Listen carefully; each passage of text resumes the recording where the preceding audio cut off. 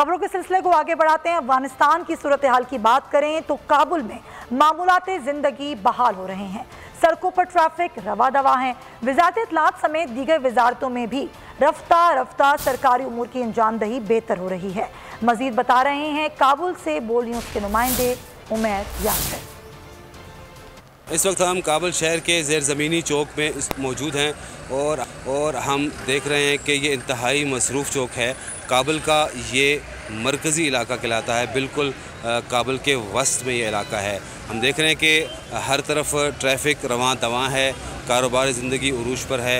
लोग अपने घरों से निकले हुए हैं और अपनी जो अशियाई ज़रूरियात ख़रीद रहे हैं। मुख्तलिफ़ खाने पीने की अशिया या दीगर जो अशिया हैं वो यहाँ पे लोग ख़रीदारी कर रहे हैं। यहाँ पे हम देख रहे हैं कि काफ़ी ज़्यादा रश हमें नज़र आ रहा है। तमाम जो इस चौराहे से जाने वाली जो तमाम शाहराहें हैं या इस तरफ आने वाली शाहराहें हैं, वहाँ पे ट्रैफिक का काफ़ी ज़्यादा हमें रश नज़र आ रहा है। और इसके साथ साथ ही जो यहाँ पे जूस फरोश हैं या दीगर ख़ुराक की जो यहाँ पे चीज़ें मौजूद हैं, लोग वहाँ पर भी आ रहे हैं।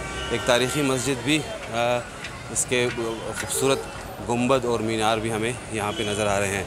इसके साथ साथ अगर हम इस जानिब, तो ये अफ़गानिस्तान की वज़ारत इत्तलात का मरकज़ी दफ्तर है। हमारे यहाँ के हुकाम से बात हुई है और वो ये भी कह रहे हैं कि चूँकि ये हुकूमत साजी का नया मरहला है तो उस पर भी काबू पा लिया जाएगा और तमाम जो महकमे हैं वो बहुत जल्द फाल हो जाएंगे।